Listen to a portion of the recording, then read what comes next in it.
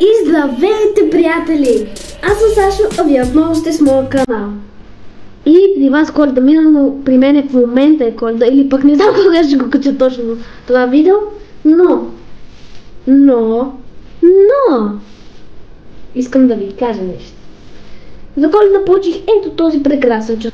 Добре, и днешното видео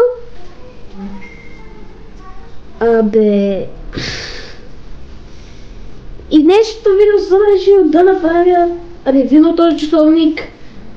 Да, този часовник е напълно подходящ и е бюджетен, за който искам да си вземем бюджетни неща. Така че, да, бюджетен, 100 и няколко лева само това нещо. И добре, първо започваме ето така. Вижте, има си ето тук такова копче, където може да се върти паланка и като го натиснете, ви се появяват всички приложения, които ще ви покажа след малко. И значи, за свързването на часовника към телефона, това е супер мега лесно. Значи, натискате някакви бутончета на часовника, те ще ви покажат какви. Там виждате един QR код. Сканирате си го и директно ви е свързван часовника. Стеглите си едно приложение MyFitness, което тук някъде се покаже линка на него. Да! Иначе, добре, сега. Първо почваме с това. Тук каишката, значи има два цвята, сребърния изглежда така, пък черната изглежда е така. Черната е по-мъжка, сребърната е момичечка, така че... Абе, стига бе! Тук е вече това е приятно за ревю. И добре. Иначе дизайна вече го обсъдихме.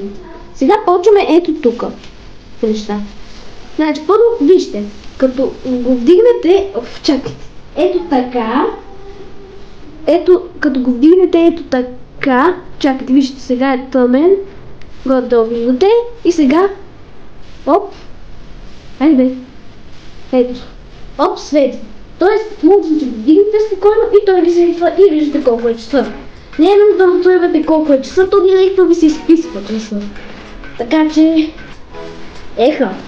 Така че датите също, ето 12-25, аз ви казах, че го снимам на Коледа и това е доказателство. И още едно нещо, ако не го използвате много, може да го зареждате един път в седмицата, а пък на Apple часовниците трябва всеки ден.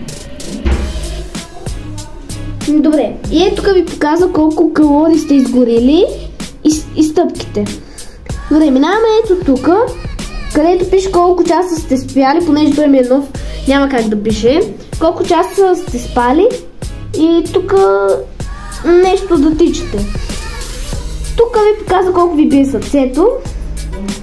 Тук това вече не знам. Тук да си нагласявате аларма и таймер. И тук да ви може, значи, ако си пуснали някакво видео, някаква музика на телефона, просто натискате пауза, то се пуска директно на телефона, натискате пауза пак и то ви се спира. Добре, сега минаваме към приложенията. Да, първо започваме с настройките, където да си сетвате нещата. После е фенерчето, което има два варианта. Ей, това е първия, плъзгате и мига. Да, добре. Ето, фенерче, сега тука. Тук значи на мен ми е дисконектното нещо, не знам защо. И ето тук можете да натиснете едно копче Search и телефона ви просто вибрира, издава някаква песен и буквално така си намирате телефона, може да натиснете стоп, когато искате да спрете. И ето тук сега. Чакайте, че забравих да покажа. Ето тук е иконката на компас. И правите някакво много странно движение, вижте. Компас ви показва. Да, буквално... Какво е това, не знам. Изчезнахме всичко. Добре. Ето тук има език. Ето тук има да ви показва колко часа е в друга държава. Аз съм си такова в Ню Йорк. За ви просто. Ето тук... нещо... Просто... Айде бе! И ето тук си настроива таймер, съжалявам, че ми е толкова тъмен. Ето. Ето тук да си таковате хронометър. Айде бе. Добре. Ей тук нещо. Ей тук аларма си навивате. И ето тук сега може буквално да станете ето тук. Натискате камерата и той ви се включва автоматично. Може дори и таймер да слагате, може за снимки, за портрет, за видеозапис, за каквото си искате. После минаваме към музиката. След това тук има контакти. Ето тук някакви мисии да си изпълнявате. И ето тук ви показва празници.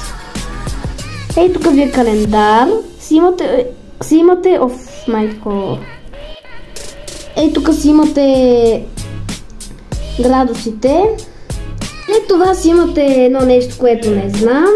Аз ще ви показвам нещата само, които знам. Това не го знам. Това не го знам.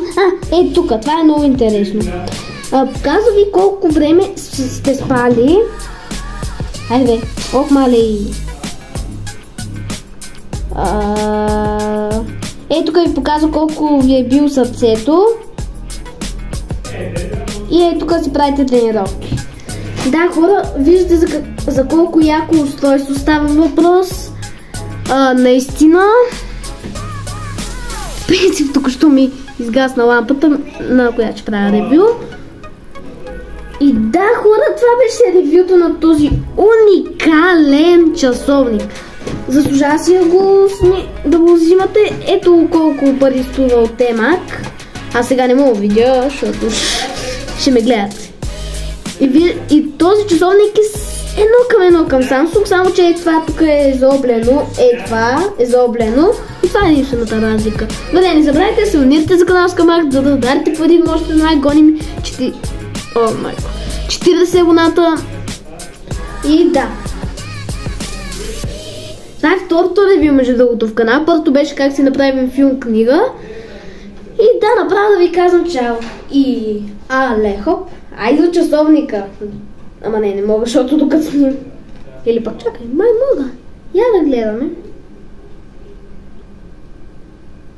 И спираме след 3, 2, 1, чао!